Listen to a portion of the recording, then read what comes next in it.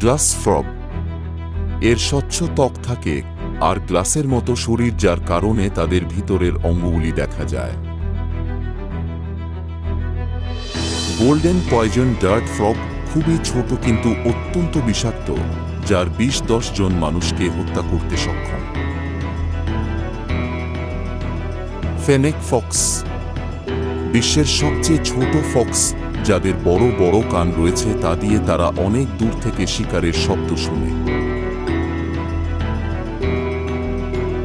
অ্যাক্সলটল এরা তাদের সম্পূর্ণ অঙ্গ পুনর্জন্ম করতে সক্ষম। লিফকাটার পিঁপড়ে তাদের দেহের ওজনের চেয়ে ৫০ গুণ ভারী বস্তু বহন করতে পারে।